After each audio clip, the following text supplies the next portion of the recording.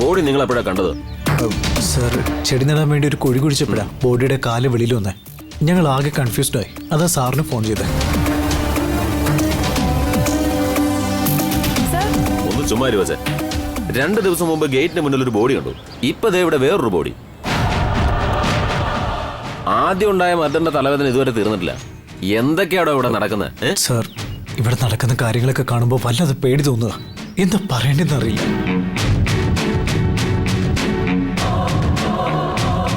എന്താ മിസ്റ്റർ, ഇത്രയും വലിയ വീടായിട്ട് ഒരു സെക്യൂരിറ്റി ഇല്ല, CCTV ക്യാമറ പോലും ഇല്ല. എടോ, ബോഡി പുറത്തെടുക്കാനുള്ള ഫോർമാലിറ്റീസ് ഒക്കെ കഴിഞ്ഞോ? സാർ, ഫോർമാലിറ്റീസ് ഒക്കെ കഴിഞ്ഞു സാർ. ഇപ്പൊ തന്നെ ബോഡി പുറത്തെടുക്കാം. എന്താ നോക്കിക്കുന്നത്? വേഗം എടുക്കണോ? ശരി സാർ.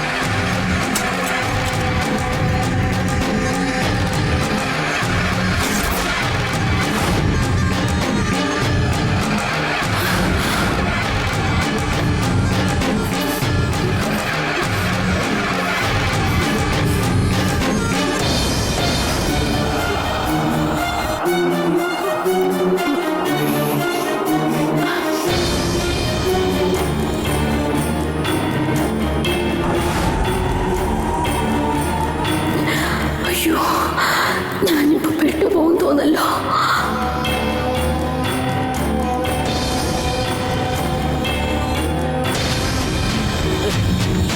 ദേവസേനെ, നീ ഇതൊന്നും കാണാൻ നിൽക്കണ്ട. ലക്ഷ്മി, നീ ഇവളെ അകത്തേക്ക് കൊണ്ടുപോ. ശരി തമ്പുരാട്ടി, വാ മോളെ.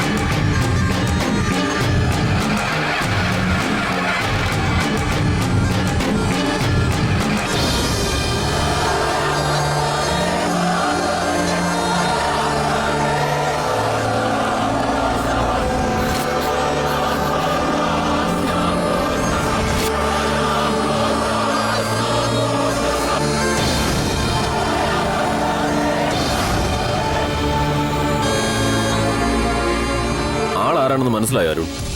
അറിയില്ല സർ, ഇതിനു മുമ്പ് ഇയാൾ ഇവിടെ കണ്ടിട്ടില്ല.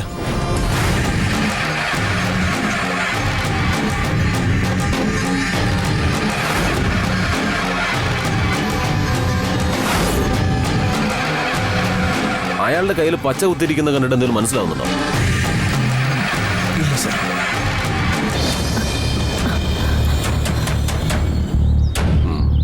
ഗോപി സാർ. താൻ ഫോറൻസിക്കിലൊക്കെ ഉണ്ടായിരുന്നല്ലേ? അതെ. ആ കയ്യിൽ എന്താ എഴുതിയിരിക്കുന്നു ഒന്ന് വായിച്ചു നോക്കി. ശരി സാർ.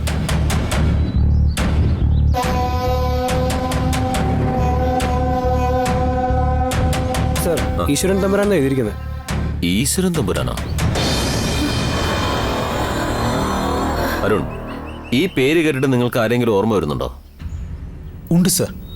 എൻ്റെ അച്ഛന് കൃഷ്ണൻ നമ്പൂതിരി എന്ന് പേരുള്ള ഒരു ഫ്രണ്ടുണ്ട്. ആക്ച്വലി ഞങ്ങളുടെ ഫാമിലിയിൽ മാസം തോറും ആ സ്വാമിയാണ് വന്ന് പൂജ ചെയ്യാറുള്ളത്. അദ്ദേഹം ഹോസ്പിറ്റലിൽ ട്രീറ്റ്മെൻറ്റിലായതുകൊണ്ട് പൂജ ചെയ്യാൻ വേണ്ടി തമ്പുരാൻ എന്ന് പേരുള്ള ഒരാളെ അയക്കാമെന്ന് പറഞ്ഞിരുന്നു. അദ്ദേഹം അയച്ച ആ തമ്പുരാൻ അന്ന് തന്നെ പൂജ ചെയ്തിട്ട് പോവുകയും ചെയ്തു. എന്നാൽ ഇദ്ദേഹത്തിൻ്റെ പേരും തമ്പുരാൻ എന്നാണെങ്കിൽ എനിക്കൊന്നും പിടികിട്ടുന്നില്ല സർ. ഇയാളുടെ ലക്ഷണം കണ്ടിട്ട് ഏതൊരു മന്ത്രവാദി തന്നെയാണെന്ന് തോന്നുന്നു. നിങ്ങൾ നേരത്തെ പറഞ്ഞ സ്വാമിയെ വിളിച്ചിട്ട് അയാൾ ഇങ്ങോട്ട് അയച്ച തമ്പുരാന്റെ ഫോട്ടോ വല്ലതും ഉണ്ടെങ്കിൽ ആ ഫോട്ടോസ് വേഗം നിങ്ങളുടെ വാട്സപ്പിലേക്ക് സെൻഡ് ചെയ്യാൻ പറയും. Okay sir. ഗോപി, സർ. ആ ബോഡിയുടെ മുഖം കിട്ടുന്ന രീതിയിൽ സ്റ്റിൽസ്. Okay sir.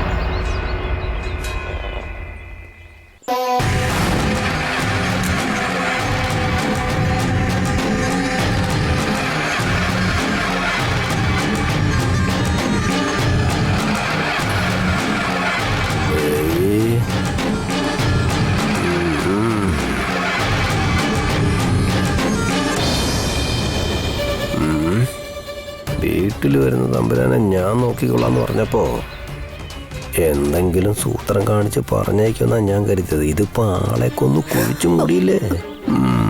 സമ്മതിച്ചിരിക്കുന്നു കേട്ടോ. ഞാനല്ല അയാളെ കൊന്നതും കുഴിച്ചു മുടിയതൊന്നും. താൻ എന്തൊക്കെയോ ഇയാൾ ഇങ്ങോട്ട് വന്നിട്ടേ ഇല്ലെന്നാ ഞാൻ വിചാരിച്ചെ. ഈ കാലമോടൻ എപ്പോഴും ഇങ്ങോട്ട് വന്നേ? സത്യം പറയടോ, താനല്ലേ ഇത് ചെയ്തത്? താൻ കൊന്നു കുഴിച്ചു മൂടിയിട്ട് ആവശ്യമില്ലാതെ എന്നെ പഴിച്ചാരല്ലേ? അയ്യോ, ഞാനും ചെയ്തിട്ടില്ല കേട്ടോ. പിന്നെ ആരാ ഇത് ചെയ്തത്? പോലീസ് കേസായില്ലേ, ഇനി അവര് കണ്ടുപിടിച്ചോളൂ. ഇവിടെ നിന്ന് പെറുപിറക്കാതെ ഇങ്ങോട്ടെങ്കിലും പോ.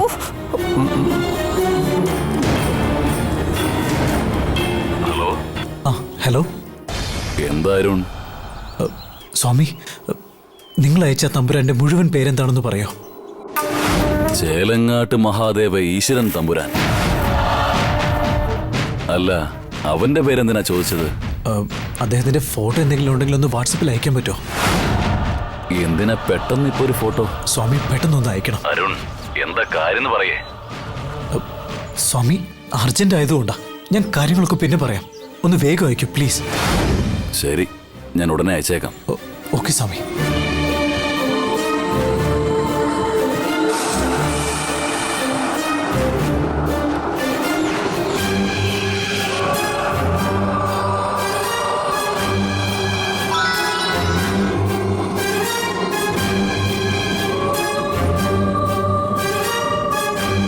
നോക്കട്ടെ. ഇത് രണ്ടും ഒരാൾ തന്നെയാ.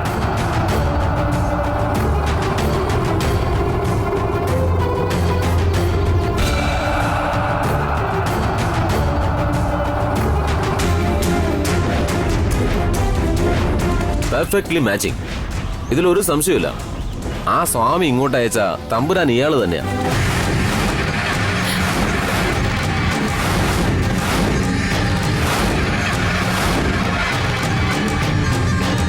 അരുൺ, നിങ്ങളുടെ വീട്ടിൽ പൂജയ്ക്ക് വന്ന ആള് ദുരൂഹമായി കൊല്ലപ്പെട്ടിരിക്കുന്നു. ഇത് നിങ്ങളുടെ വീടിനടുത്ത് വെച്ച് നടക്കുന്ന രണ്ടാമത്തെ കൊലപാതകം. നേരത്തെ കൊല്ലപ്പെട്ട ലതയുടെ ബോഡി നിങ്ങളുടെ വീടിന്റെ ഗേറ്റിന് വെളിയിലായതുകൊണ്ട് കേസിൽ നിങ്ങളുടെ ഫാമിലി മെമ്പേഴ്സിനെ ആരെയും ഞാൻ ഇൻവോൾവ് ചെയ്തില്ല.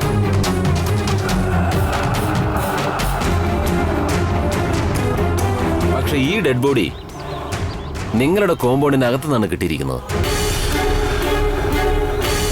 ഇതുമായി ബന്ധപ്പെട്ട് നിങ്ങളുടെ കുടുംബത്തിലുള്ള എല്ലാവരെയും ചോദ്യം ചെയ്യേണ്ടി വരും.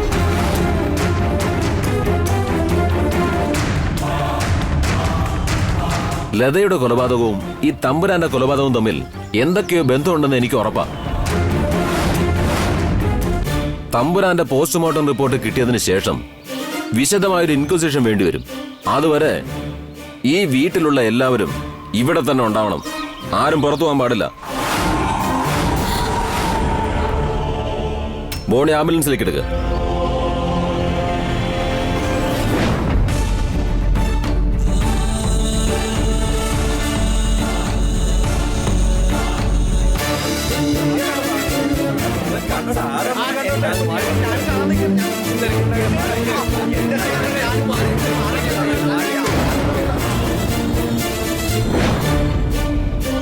കുറ്റവാളിയെ കണ്ടുപിടിക്കുന്നതിന് നിങ്ങൾ എന്നോട് സഹകരിക്കുന്നു ഞാൻ പ്രതീക്ഷിക്കുന്നു. ഓക്കെ?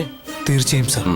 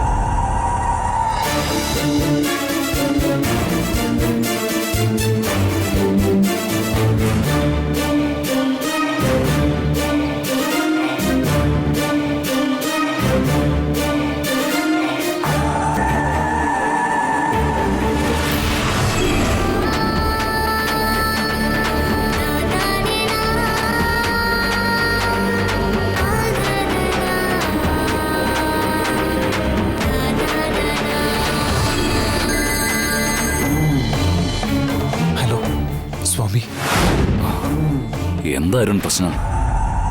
തമ്പുരാനുമായി ബന്ധപ്പെടാൻ കഴിയാതിരുന്നപ്പോഴേ എനിക്കെന്തോ പന്തികേട് തോന്നിയതാ. തമ്പുരാന് കുഴപ്പമൊന്നുമില്ലല്ലോ? സ്വാമി, തമ്പുരാൻ മരിച്ചുപോയി സ്വാമി. ആരോ അദ്ദേഹത്തെ കൊന്ന് ഞങ്ങളുടെ തോട്ടത്തിൽ കുഴിച്ചിട്ടിരിക്കുകയായിരുന്നു. എന്തൊക്കെയാണ് ഇവിടെ നടക്കുന്നതെന്ന് എനിക്കൊരു പിടിയും കിട്ടുന്നില്ല സ്വാമി. വിശ്വസിക്കാനാവുന്നില്ല.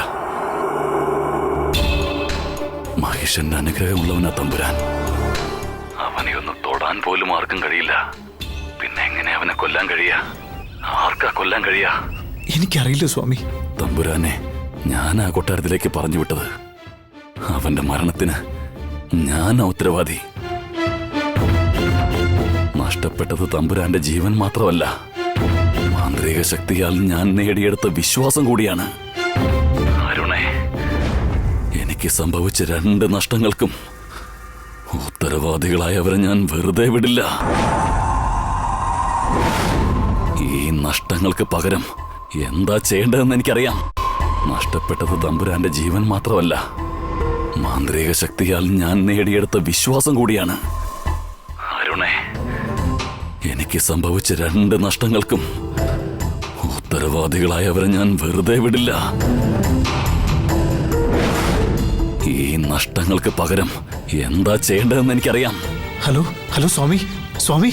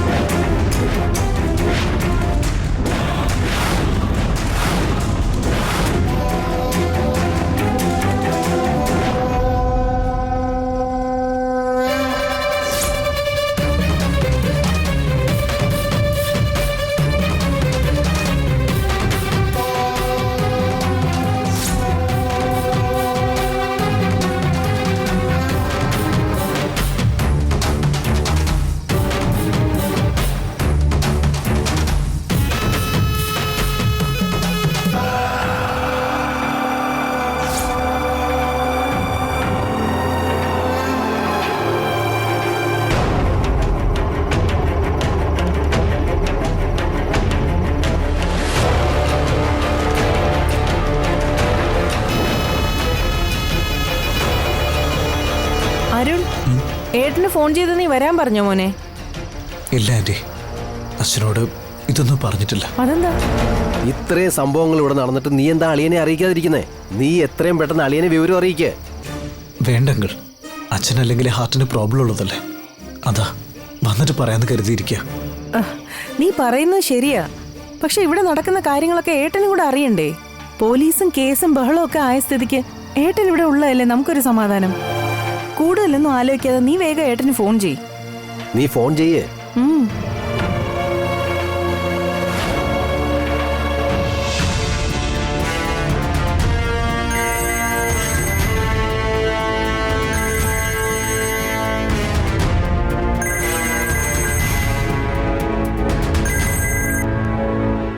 അരുൺ, അച്ഛാ, എന്താ മോനെ വിശേഷം? നന്നായിരിക്കുന്നു അച്ഛാ. അവിടെ എല്ലാരും സുഖമായിരിക്കുന്നോ?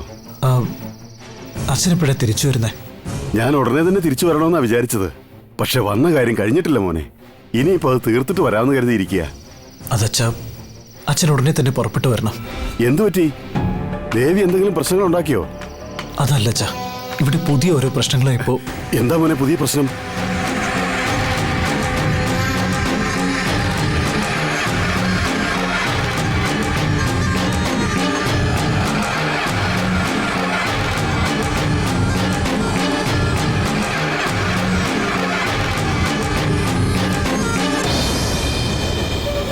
പോസ്റ്റ്മോർട്ടം റിപ്പോർട്ട് വന്നതിന് ശേഷം പോലീസുകാരെ ചോദ്യം ചെയ്യൽ തുടങ്ങാനിരിക്കുമെന്നാ പറഞ്ഞേ. എന്തായാലും ഉടനെ എങ്ങ് എത്തണം അച്ഛാ. നീ ഒന്നുകൊണ്ടും പേടിക്കണ്ട, ഞാൻ ഉടനെ തന്നെ അങ്ങ് എത്താം. ധൈര്യമായിട്ടിരിക്കേ. ആ ശരി അച്ഛാ, ഉടനെ വരാന്ന് അച്ഛൻ പറഞ്ഞത്. നന്നായി. ഏട്ടൻ വരാന്ന് പറഞ്ഞല്ലോ, ഇപ്പോഴാ ഒന്ന് സമാധാനമായി. അരുണേ, അളിയൻ എന്തായാലും വരുമല്ലോ. അതിനു മുമ്പ് ആരാ ഇതൊക്കെ ചെയ്തേന്ന് നമ്മളൊരു അന്വേഷണം നടത്തുന്നത് നന്നായിരിക്കും. ഇതിലിപ്പോ അന്വേഷണം നടത്താൻ എന്തിരിക്കുന്നു? ആത്മാവിനെ ബന്ധിക്കാൻ വേണ്ടിയാണ് സ്വാമി തമ്പുരാനെ ഇങ്ങോട്ട് പറഞ്ഞയച്ചത്. അതിനുവേണ്ടി വന്ന തമ്പുരാൻ മരണപ്പെട്ടുവെങ്കിൽ അതിന്റെ പുറകിൽ തീർച്ചയായും ആത്മാവ് തന്നെ ആയിരിക്കും. അപ്പൊ തമ്പുരാനെ കൊന്നു കുഴിച്ചിട്ടത് ജാനകിയുടെ ആത്മാവാണെന്നാണോ നീ പറഞ്ഞു വരുന്നേ? ഇതിനു മുൻപും മായയെ കാട്ടിനുള്ളിൽ കൊണ്ടുപോയി മറച്ചു വെച്ച സംഭവം നടന്നിട്ടില്ലേ? അതുപോലത്തെ ഒരു സംഭവം തന്നെയാണ് ഇതും. പക്ഷേ മായ നമ്മുടെ വീട്ടിലെ കുട്ടിയായതുകൊണ്ട് അവളെ കൊല്ലാതെ ഒരു ഭ്രാന്തിയാക്കി വിട്ടു. പക്ഷേ തമ്പുരാൻ തളയ്ക്കാൻ വന്നതുകൊണ്ട് ആ ദേഷ്യത്തിൽ കൊന്നു കുഴിച്ചു മൂടി. അപ്പോ തമ്പുരാനെന്നും പറഞ്ഞ് വേറൊരുത്തം വന്ന് പൂജ ചെയ്തിട്ട് പോയില്ലേ? അവനാരാ? അയാളെ പറഞ്ഞയച്ചതും ആത്മാവ് തന്നെയാണ്. അതെങ്ങനെ പറയാൻ പറ്റും? സ്വാമി പറഞ്ഞുവിട്ട തമ്പുരാൻ പൂജയ്ക്ക് വന്നില്ലെങ്കിൽ തമ്പുരാൻ എന്തു പറ്റിയെന്ന് നമ്മൾ അന്വേഷിക്കാൻ തുടങ്ങില്ലേ? അതിനുവേണ്ടിയാ എവിടുന്ന് ഒന്നും അറിയാത്തൊരു മന്ത്രവാദിയെ ആത്മാവ് വിരട്ടി കൂട്ടിക്കൊണ്ടുവന്ന് തമ്പുരാനെ പോലെ വേഷം കെട്ടിച്ചത്. അപ്പോ തമ്പുരാനെന്നും പറഞ്ഞ് വേറൊരുത്തം വന്ന് പൂജ ചെയ്തിട്ട് പോയില്ലേ? അവനാരാ? അയാളെ പറഞ്ഞയച്ചതും ആത്മാവ് തന്നെയാണ്. അതെങ്ങനെ പറയാൻ പറ്റും? സ്വാമി പറഞ്ഞുവിട്ട തമ്പുരാൻ പൂജയ്ക്ക് വന്നില്ലെങ്കിൽ തമ്പുരാൻ എന്തു പറ്റിയെന്ന് നമ്മൾ അന്വേഷിക്കാൻ തുടങ്ങില്ലേ? അതിനുവേണ്ടിയാ എവിടുന്ന് ഒന്നും അറിയാത്തൊരു മന്ത്രവാദിയെ ആത്മാവ് വിരട്ടി കൂട്ടിക്കൊണ്ടുവന്ന് തമ്പുരാനെ പോലെ വേഷം കെട്ടിച്ചത്. നീ പറയുന്നത് ശരിയാ. പൂജ ചെയ്തിട്ട് പോയ ആളെ ആത്മാവായിരിക്കും ഇവിടെ എത്തിച്ചത്. അതാണ് ആത്മാവിനെ കൊണ്ട് ഒരു പ്രശ്നമില്ല, ദേവിയുടെ ദേഹത്ത് ആത്മാവ് ഇരുന്നോട്ടെ എന്നും പറഞ്ഞ് ദക്ഷിണ പോലും വാങ്ങിക്കാൻ നിൽക്കാതെ പേടിച്ചോടിക്കളഞ്ഞത്. ഗംഗ പറയുന്നതെല്ലാം ശരിയാണെന്ന് എനിക്ക് തോന്നുന്നേ അരുൺ. ദേവിയുടെ ദേഹത്തുള്ള ആത്മാവ് തന്നെയാവും ഇതിനെല്ലാം കാരണം. പോലീസ് ഇൻവെസ്റ്റിഗേറ്റ് ചെയ്യുമ്പോ ആത്മാവാണ് കൊല ചെയ്തതെന്ന് പറഞ്ഞാ അവരത് വിശ്വസിക്കാൻ പോകുന്നില്ല. ബോഡിയുടെ ഫോറൻസിക് റിപ്പോർട്ട് വരുമ്പോ തീർച്ചയായും ദേവിയുടെ ഫിംഗർ പ്രിന്റ്സ് ആയിരിക്കും അതിലുണ്ടാവുക. ഓ എന്തൊരു ബുദ്ധി! നിങ്ങൾ ആര് വിചാരിച്ചാലും എന്നെ കുരുക്കാൻ സാധിക്കില്ല. പോലീസ് അന്വേഷണം പൂർത്തിയാവുമ്പോ പാവം ദേവിയാവും അകപ്പെടുക. അതിനു മുമ്പ് എന്തെങ്കിലും ചെയ്തേ പറ്റൂ.